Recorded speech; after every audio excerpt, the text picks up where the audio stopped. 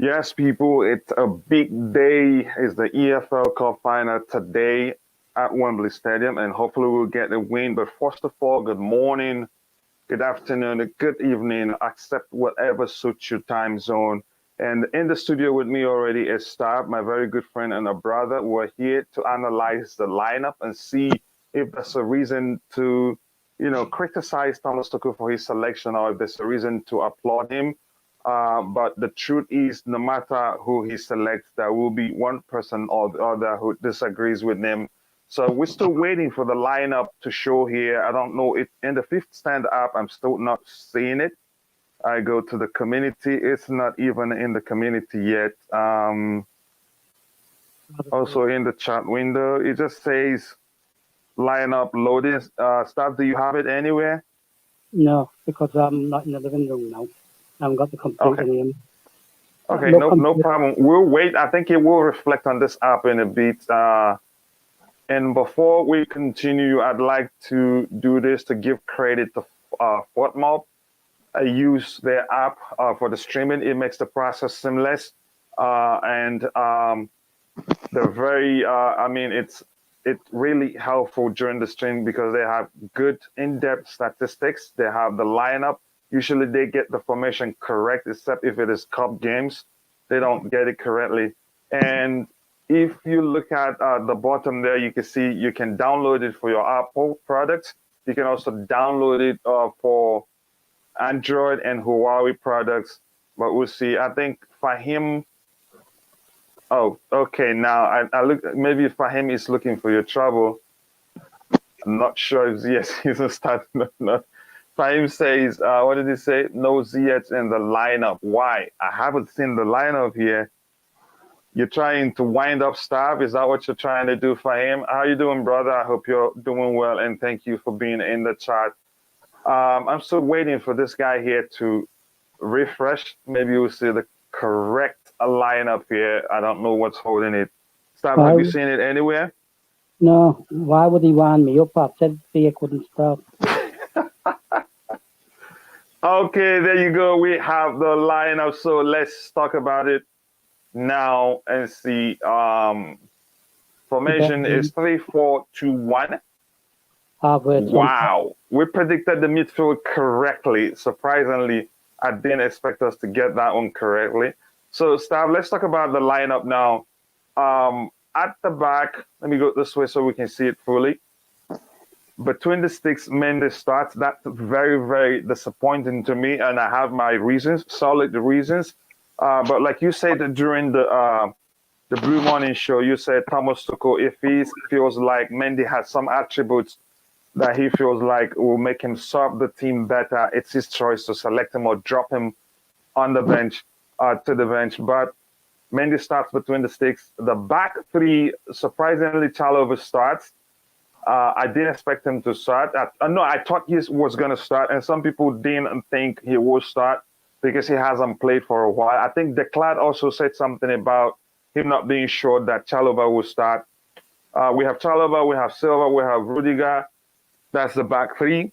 And for the midfielders, the left wing back position, we have Marcos Alonso. Right wing back position, we have Cesar Azpilicueta.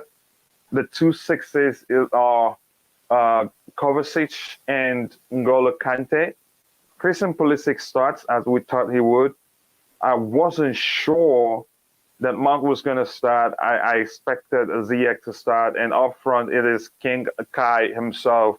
So, Stav, overall, what do you think about the lineup? Or let's just talk about the Liverpool lineup. They have, how do you pronounce his name? Is this Kelleher or Kelleher? I'm not sure why it is not Alisson. It's not even. Because let me see. Is Alisson on the bench? I don't know. Because he played all their cup game. Yeah. Yeah, so that makes sense. But that's, by the way, the back four. They have Van Dijk, Matip, Alexander-Arnold on the right. Arnold is the right back man. Left back Robertson. In the midfield, they have Fabinho in the middle, Henderson to the right, Thiago Alcantara on the left. The front three is Mane in the middle, Salah on the right, and then Diaz on the left. So what do you think about the lineup overall? Right. Is Pulisic right wing back? I can't see the team. No, Pulisic is one of the 8. Right, so who's the right wing back?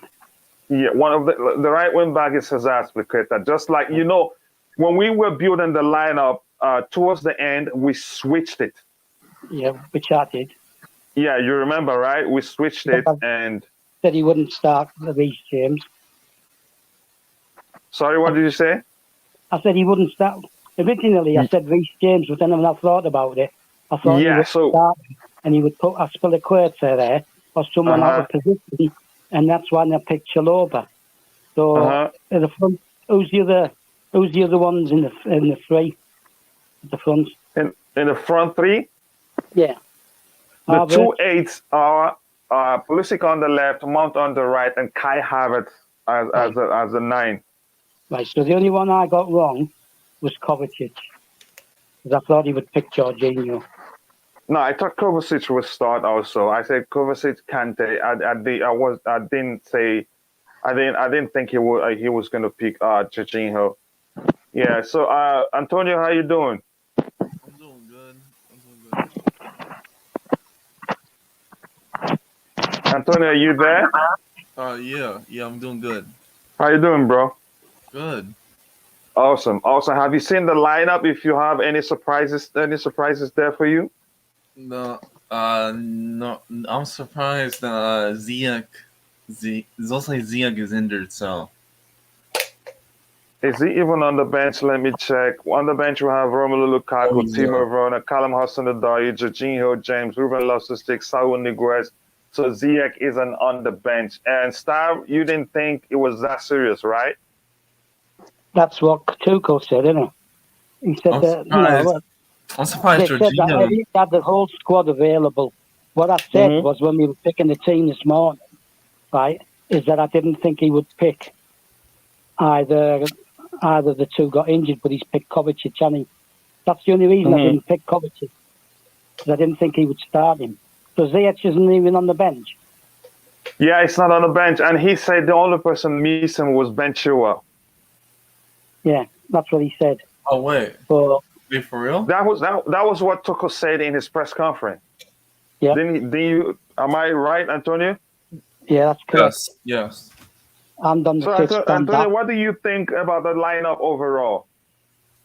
I think I don't like it that much, to be honest. I think in my honest opinion, Reece should have started. Like, what's our alternatives to this? Alonso and Aspie? Reece James probably isn't match fit, and I think Declan argued that, and quite rightly. I don't think Reece James should be starting this game. Maybe he can come on later. You ran Alonso and Aspie start. Go ahead. Yeah, go ahead. What did you say? I said you ran Alonso and Aspie start. Alonso is where I have a problem. Aspie, if it's there, would be defensively sound on that on the right hand side. With Kante on the pitch, you could argue Alonso will have more protection than usual. But looking at the structure here, because I'm still a bit concerned that Alonso is on the pitch, because Kante is on the right-hand side and Kovacic on the left-hand side. And I think even after the game starts, that's how they operate. Yeah. Mm-hmm. So let's start from the goalkeeper and take it up. So I'm coming to you, Antonio. What do you think? Would you have started Mendy? Yes. Why is that? Because he's our best goalkeeper. That's why. You think he's better than Kepa Arrizabalaga?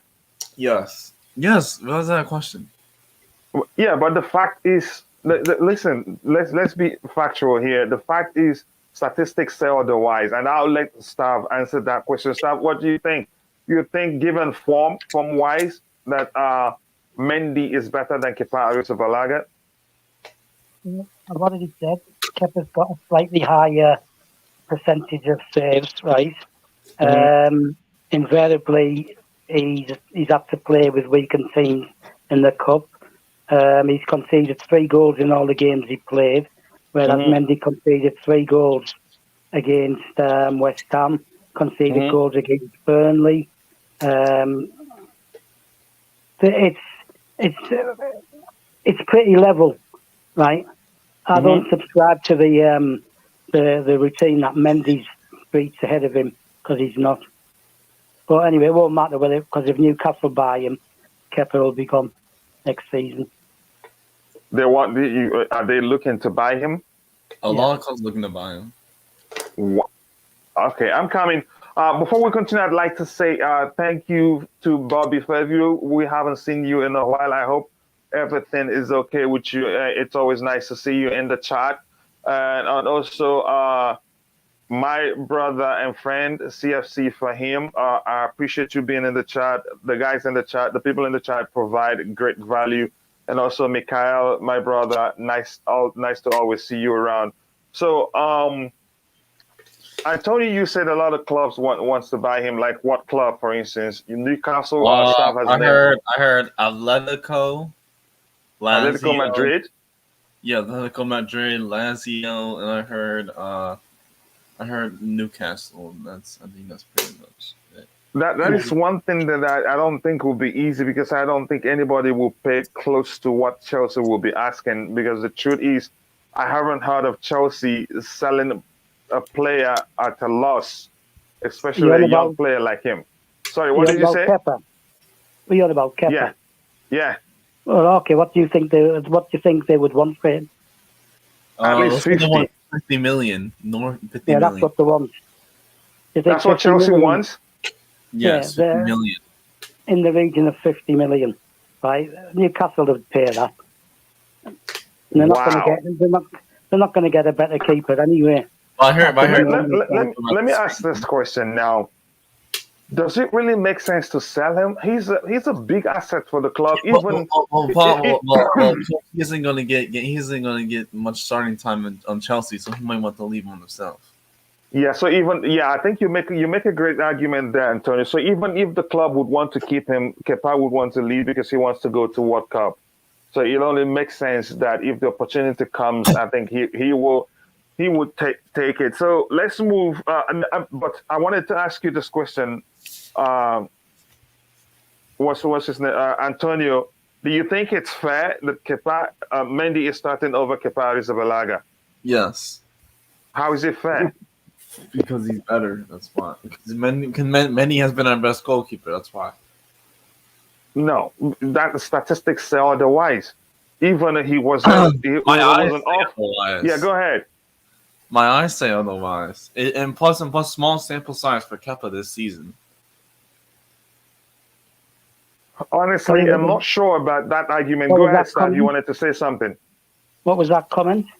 I said small sample size for Kepa this season. Small sample size, you said? Yes, for Kepa this season. Mendy has played way more games, so of course he's probably going to concede more goals. Yeah, but that makes sense. But let's go ahead, Stav. He's going to concede more goals. Why? Yeah. Why? Because he's played more games. You didn't listen to a word I said, did you? I said in all the games that Kepa's played, right? Mm-hmm. Yeah, right. The vast majority of the games that he played in were cup games, right? Before Mendy went away, and when he's playing in them cup games, he's playing with weakened defence because you wouldn't start Silva or Rudiger in cup games, right? And the percentage save of Kepa is 87%, and Mendy's is 85%. I'm not on about how many saves are made. I'm on about how efficient. Okay, but the percentage is very skewed because Kepa has played less games than Mendy, so obviously the save percentage is going to be higher. Why is it? Why when you play less games, that means there's less shot attempts. So when before Mendy came and Kepa played, right, and then he got dropped, right? And Caballero played 3 games while Kepa was dropped. Kepa came back against Liverpool and played against Everton, and then the season stopped for a while. Then they came back again, and Kepa started. And then Caballero, hang on. Caballero then right?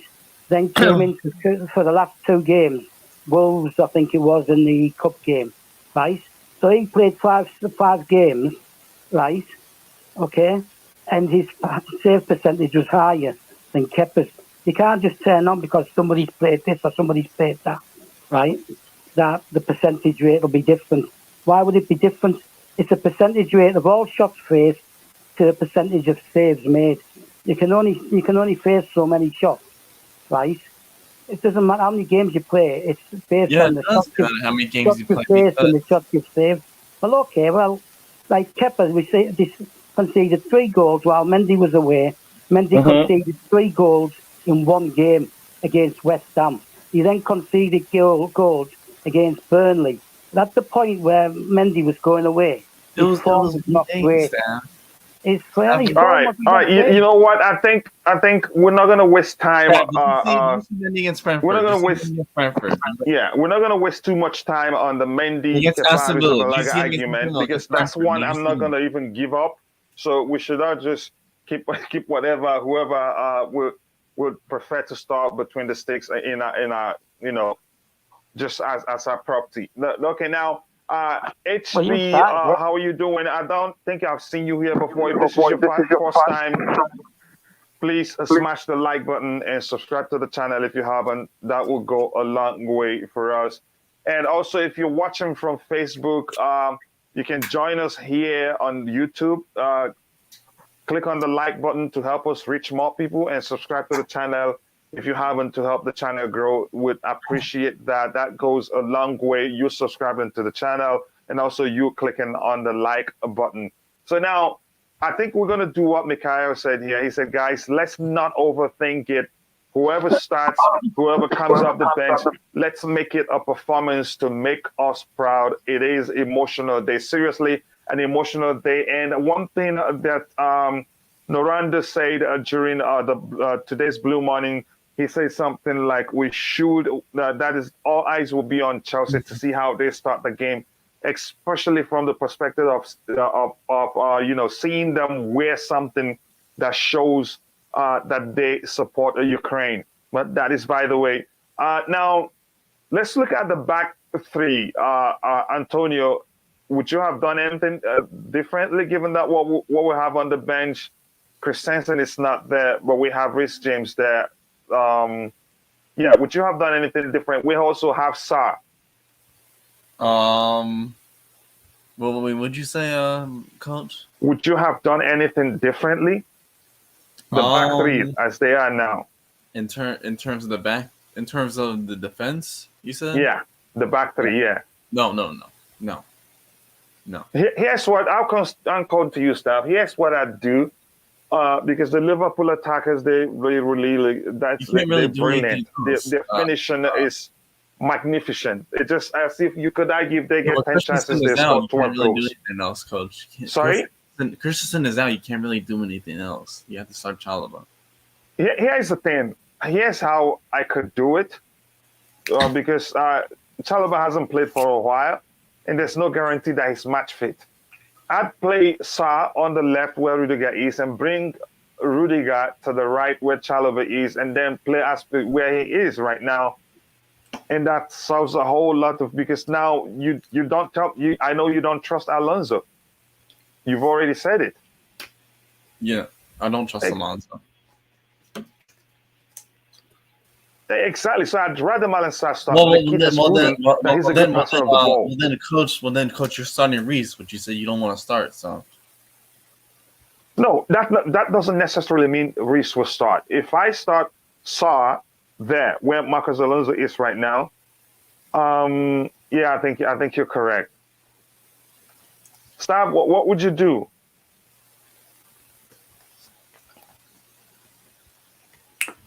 You're on mute.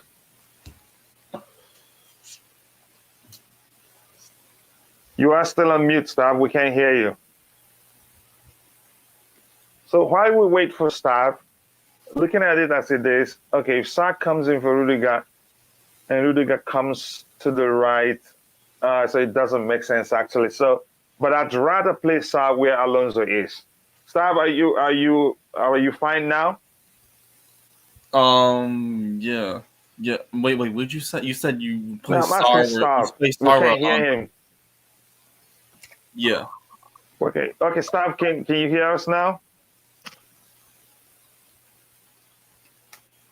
He left. Yeah, I think he's out of the studio. So Antonio, you're saying there's no way there's no way you change anything there at the No. back. I mean, you can't change the back three. I mean, if Christensen is out, you can't change the back three. There's something you can do unless you're starting to start, which isn't really which Talon was a better option to start, in my opinion. So Stav, what do you think? Would you have done anything differently for the back three? For the back three? Yeah. Yeah. I would have played How? the back four. I would have played the back four. And start who and who? And why? Yeah, good question. Why? Why would I play the back four? Uh-huh. Right, well, if I played the back four, I would have started Sarr, and you'd got 4 defenders then, right, to pick up Mane and Salah, right? Uh-huh. I just know that Alonso's going to be caught halfway up the pitch at least once or twice during the game, right? And again, we've picked a team to persist with a system, right? And I just don't trust Alonso. I wouldn't trust Alonso to heat up my dinner in a microwave, right? But anyway, that's the situation as it is. If we go with a 3, so the 3's okay for me. Yeah, I think you could argue it's okay, but I would that is what I was trying to calculate is how to omit Alonso and still have a solid back line because I did a video where I was saying what Chelsea must do to beat Liverpool, and in my calculations, I don't think it's a good idea for Alonso to start this game. It's a huge risk, honestly, if you ask me. But Tuchel knows why he's starting him. Again, I want to say to the people watching watching us on Facebook to please come join us on YouTube. Click on the like button to help us reach more people, and also subscribe to the channel if you haven't. So let's move to the midfield. Stop. What do you think about the 2 6s there? Because during the Blue Money show, we were thinking that Jorginho was going to start. A lot of people thought Jorginho would start, and I think you thought Jorginho would start. Yeah, I thought he would start, but I'm quite happy with those 2 that are starting. They've got a bit more. Both of them are quicker. Both of them are stronger. Both of them are mobile. Both of them can get up and down. So if it's played sensibly and at least one of them sits, and while the other one attacks and vice versa, then it's okay. Right? Plus, they're both better at driving the ball forward. So if we're playing this system, we need the 2 6s to be able to drive forward. It worked when we won 1-0 at Anfield, and that was Kante again. But yeah, I'm all right with those 2 6s. I just feel more comfortable. That's just the way I feel. I feel more comfortable. I think your major concern there, even though you haven't said it, I know I'm not saying you hate Jorginho, but you don't think he's well suitable for that midfield, one of the 6s because he gets overrun, or maybe outmuscled because he's not that physical. Antonio, what do you think about the 2 6s? The 2 you said the midfield? Yeah, the 2 6s, Kovacic and Kante. I think I'm still wondering why Jorginho won't start, to be honest. Well, okay, Stab, why do you think Jorginho is not starting? Because of the reasons I've gave. Both of those 2 6. Like, if Jorginho starts, okay, that means that the other 6 has to be a bit more reserved, right? Because Jorginho's strength is to get the ball and then play it out. He needs a minder, right? And that neutralises the other 6. It makes them well, he doesn't control the midfield staff. He does control the midfield. He what? I said he controls the midfield. No, in people's opinions, he does. I just don't see that. that he's Why don't you strong see enough. that? Why don't you see I that? don't think he's strong enough. I don't think he's quick enough, and I think it affects the tempo of our game when he's playing. When he's off the field, you can see the impact. When he's what? I said when he's off the field, you can see the impact in the midfield. Well, when he's on the field, I see an impact. No, I said when he's off the field. When he's not on the pitch, we see the difference. And Sam, I think I have to agree with Antonio. I know you have your argument, right? Yeah, I do. I see the impact when he's off the field. We play a quicker game. We're more potent, right? We play a higher tempo, and we move the ball quicker. No, right? but usually we can control games whenever he's not in there. Yeah, you can control a game. Of course you can. Do you even agree that there's something that Jorginho brings to the table? Do you even agree to that at all? Sorry, say again. Do you even agree that Jorginho brings something to the table? There's something he's good at Chelsea. He's not going to bring anything to the table against their midfield. He brings something to the table against weaker teams. Overall. Yeah, exactly. Overall, that's the question. What would you say if you like to? Let's just be. We're being objective here, Stav. The truth I'm not being objective. You're being objective. He just doesn't offer. He doesn't offer enough for me, right? Against high tempo teams and counter-attacking teams, he gets caught out too easily. People go past him too easily. And if someone goes past him, right, his one tactic is he's got two tactics.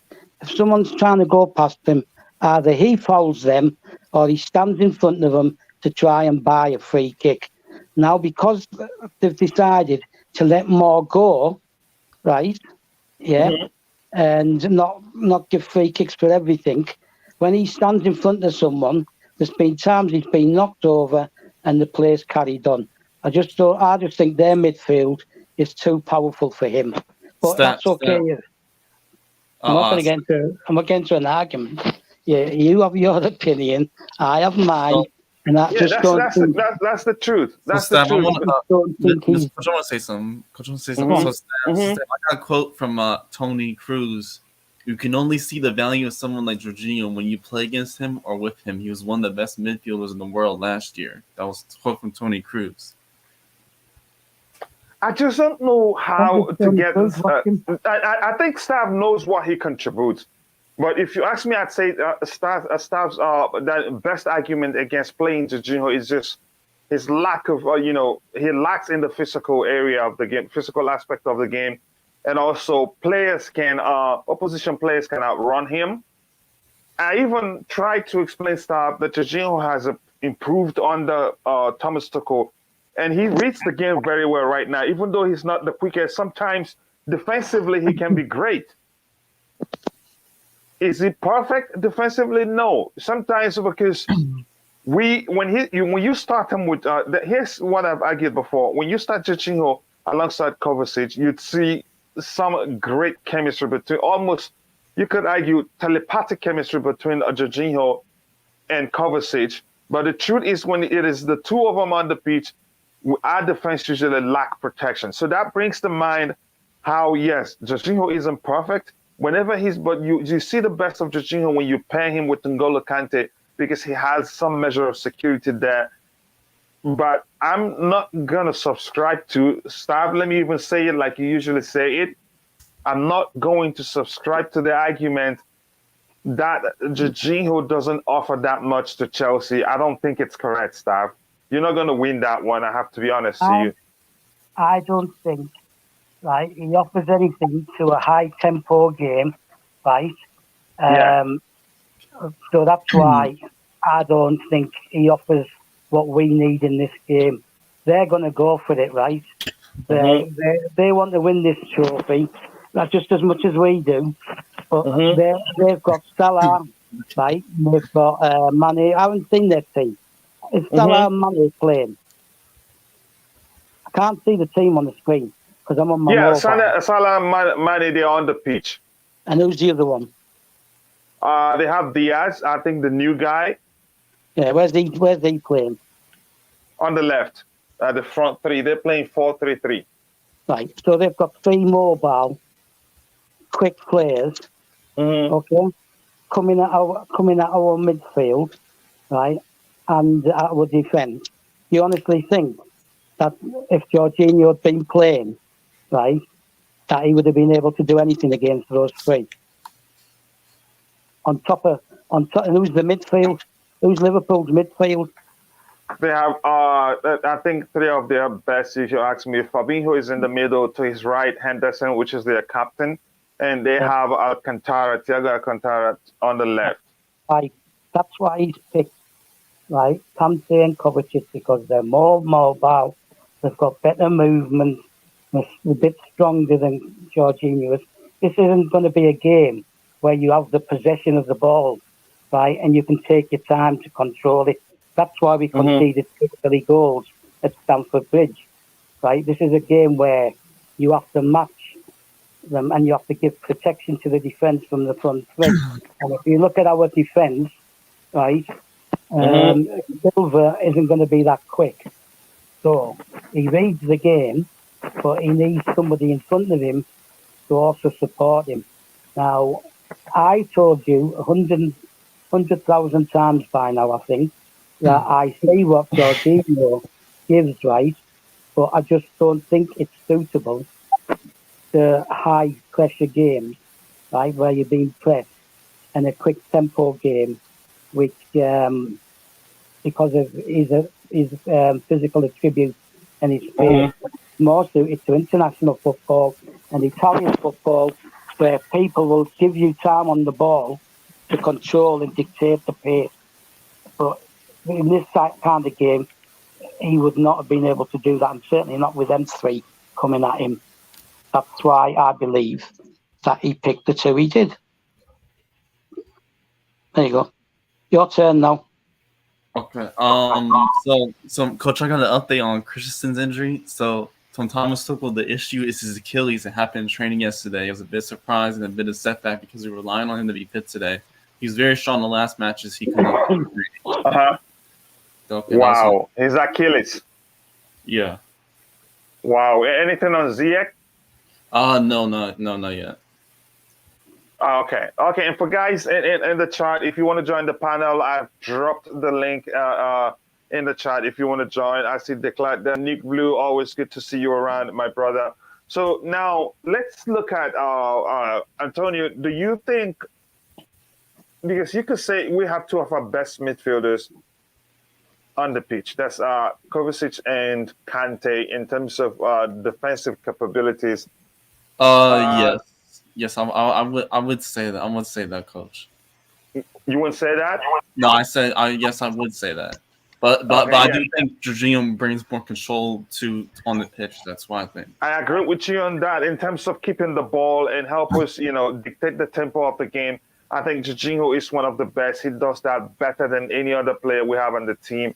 I think when you have Kovacic, when you have Kante, I haven't seen them manage games properly like Jorginho can whenever he's on the pitch. But that's, by the way, my question I was going to ask is, how do you think we will be able to deal with the Liverpool structure, given that because pretty much Henderson will be overlapping. He will not be stationary there.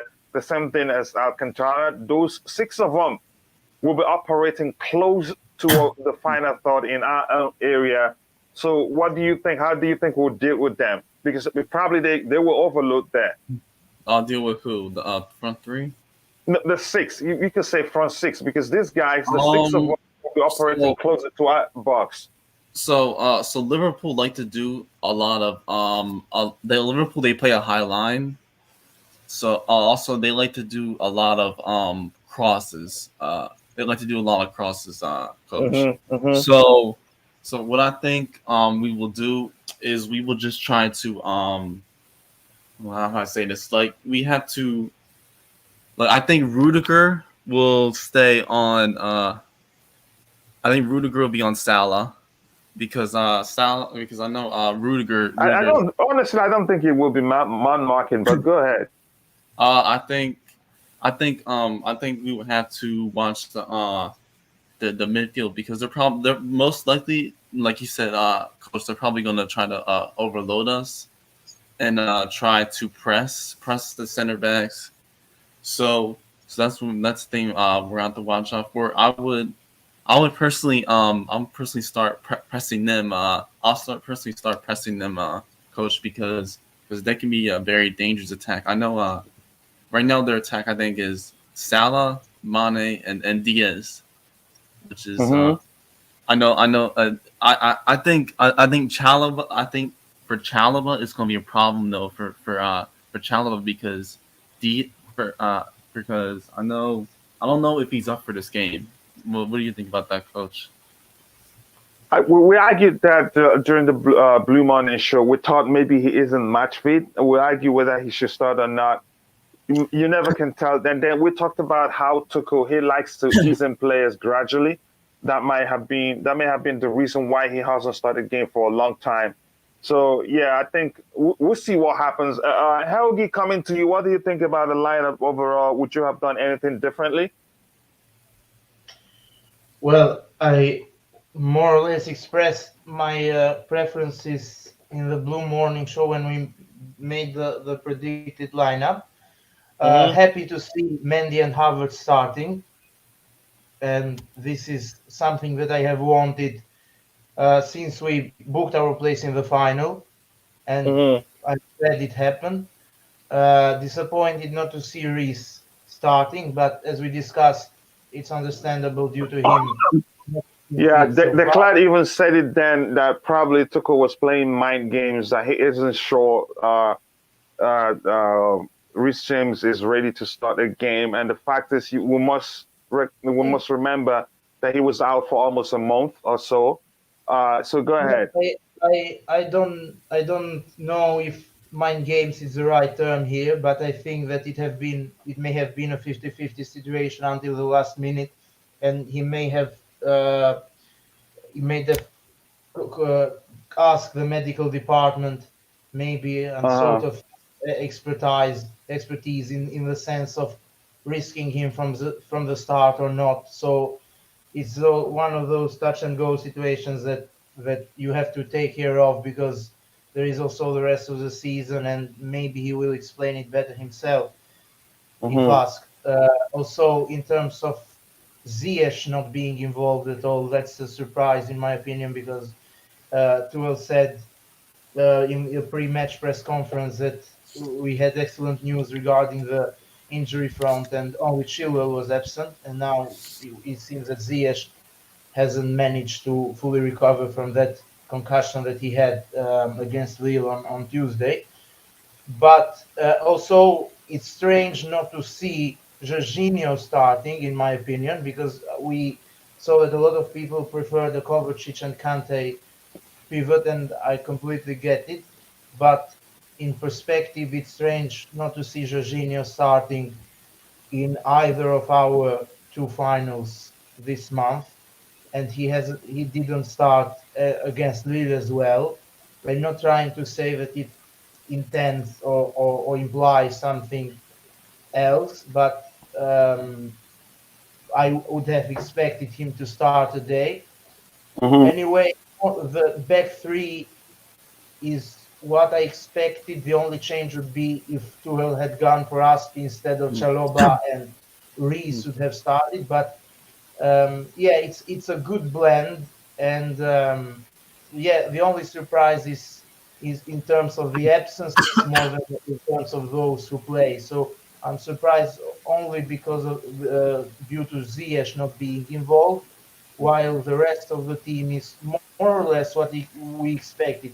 Not fully, we couldn't predict it completely because of different selections, different options in every department. Christensen's absence made it more difficult to have a correct prediction, precise prediction of the lineup. But I'm happy, especially because of Havertz starting, and also I wanted Mendy to start, but most importantly, Havertz is starting up top, and hopefully he will have a great performance today. So, coach, I got an update on Ziyech. Okay, Ziyech hasn't fully recovered from his Achilles injury. Did Tuchel say it? I said Ziyech hasn't fully recovered from his Achilles injury. That's the update on him. Yeah, I expected.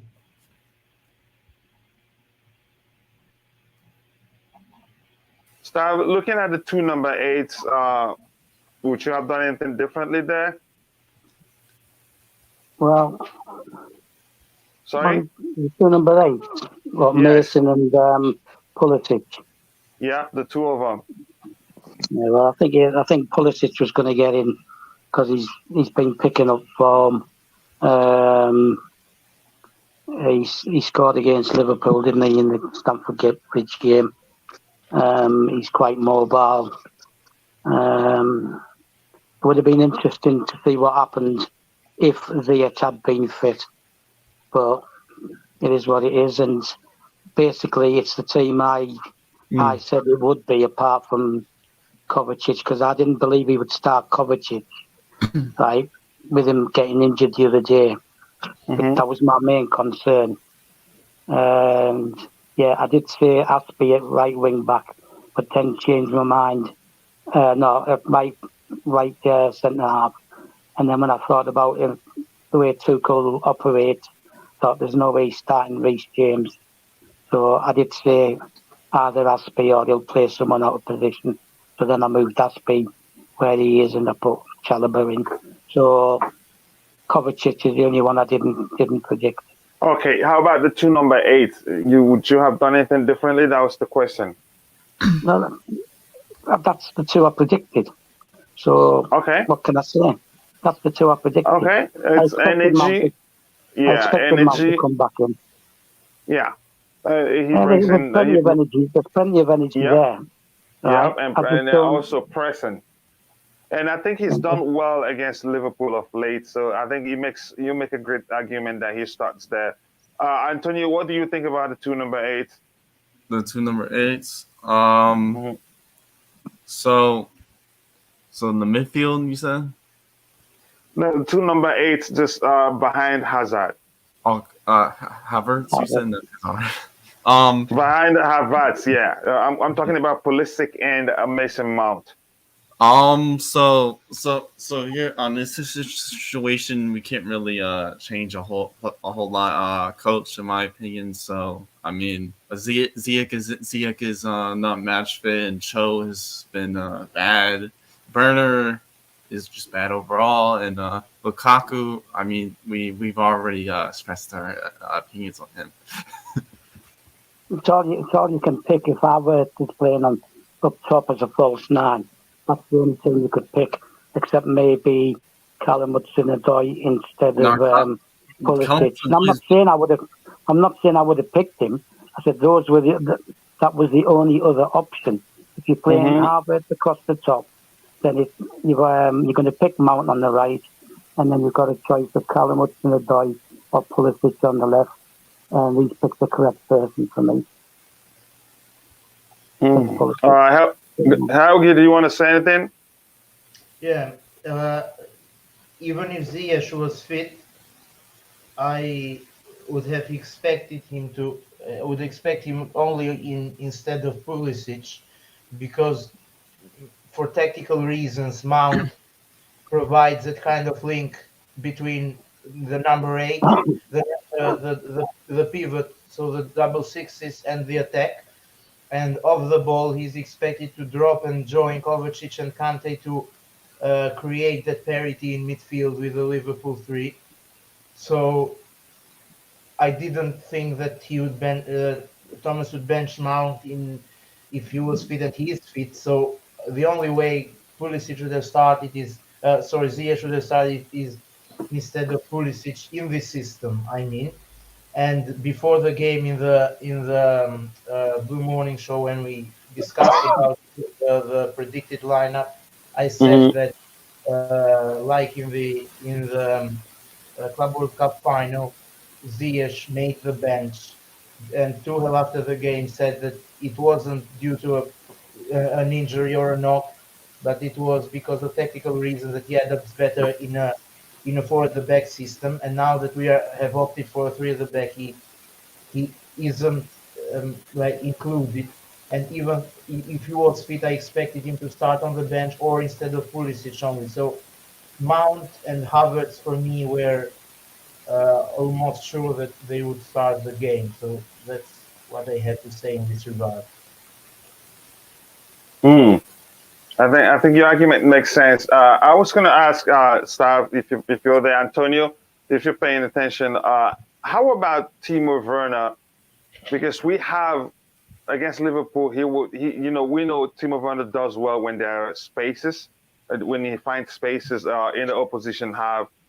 Don't you think we would have been better off with Timo Werner than Mason Mount? No, no. I don't think Werner is good. I don't think Werner is good. So you're just saying that it's simply for you he's not good enough to start. I don't think he's good enough to start. Yeah. Wow. Stav, how about you? How about Timo Werner instead of Mount? Because Mount of late has looked mentally tired. Maybe he's well rested now and be fine. But how about playing Timo Werner, who thrives whenever we play against teams that play a high line, just like Liverpool they do. Yeah, it might have worked, but I don't think Tuchel fancies him, and I think Timo Werner will definitely be one of the ones leaving in the summer. Wow. So I just don't think Tuchel fancies him. Yes. I don't mind him because at least he puts the work rate in. He'll close people down and he'll chase the ball and everything. But I just think basically he's pretty much finished with Chelsea. Mm-hmm. And not because he's not good enough or anything like that. Yeah, Helge, what do you think?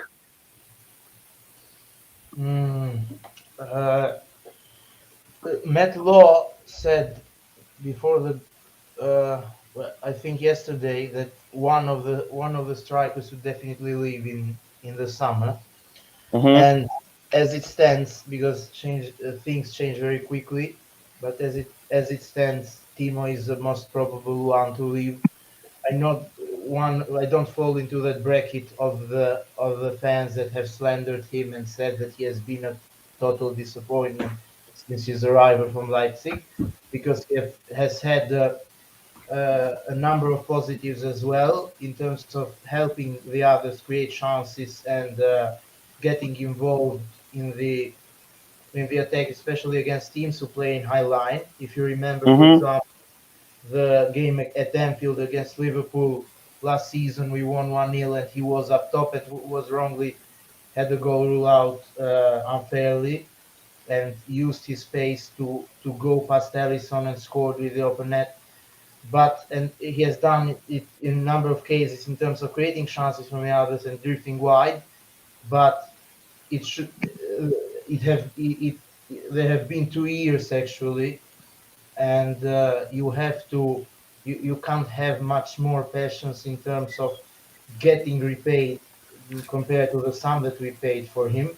He has made a number of positives, but Tuchel needs players who can provide consistent direct contributions in terms of scoring and giving assists. It's not that the others have given it as consistently as possible, but Timo has been underwhelming this season in this regard. I like the guy, but when you play for a top club, the standards are high, and I agree with Stav in the sense that he may be the first one, at least as it stands, to be potentially leaving in summer. Yeah, a great argument right there. And I think you and Stav are both on the same side in terms of that one. Anthony, I'm going to come to you now. I don't think we need to talk about Kai Havertz. Naturally, I think that it's him that will occupy that position as long as Lukaku is not on the pitch. We don't have any other option there. So what I'm going to ask you, Anthony, how do you think we can, win this game? What are the things you think we can win this game? I think we win this game, you said? Yeah. What do you think we can do to win this game? So we have to first of all we have to finish our we have to finish our chances. We have to play really good defense, because this Liverpool attack is pretty dangerous. They're really good. Yeah.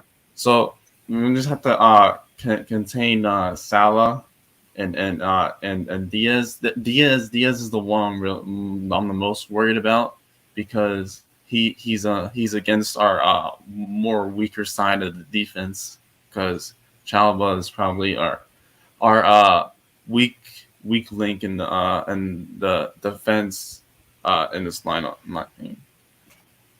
Really, you think Chalobah is a weak link? No, well, in terms of this lineup, I think he's the weakest link. Stav, do you agree with that? Staff, you're on mute, bro. You're on mute, Stav, or maybe your phone has disconnected again. But I'm going to say, here's the... I'm here. Okay, go ahead. What do you think? Do you agree that said this Chalobah is a morning- weak link there? Yeah, I thought that. I said this morning that I thought that Manu would have too much for him, too cute for him, too much movement, too much experience, reacting to things quicker, things like that. So, yeah, I agree that he's the weak part of the defence, which is why I wanted to play 4 at the back. But that's the way it goes. Just so that I make myself clear, I don't have an issue with Timo Werner. He had 28 goal involvements last season, goals or assists, and he won 7 penalties, which Jorginho scored from. So I just don't think that Tuchel really fancies him as being in this system and stuff like that. So that's why I think he's going to go. And I know he did an interview in October back in Germany where he actually stated he doesn't like the system and he's not happy with his game time. But obviously, Sky Sports News didn't have that from Romano, did they? This is why I say you have to take everything with a pinch of salt. That was by Werner in Germany. So I saw that interview because I troll all the English, German, all the websites, and so I knew about that. But I like him. I like his commitment. I like his effort. He never stops running. But when he has played recently, he hasn't looked happy anyway. So out of the one, if I had a choice, right, between him and Pulisic, it would be him that goes. I'd rather keep Pulisic and I'd rather keep Ziyech. Okay, can you answer this question, Stav? You know how Liverpool play, high octane, pace, they press aggressively. And the difference is that they don't just press aggressively, they press strategically.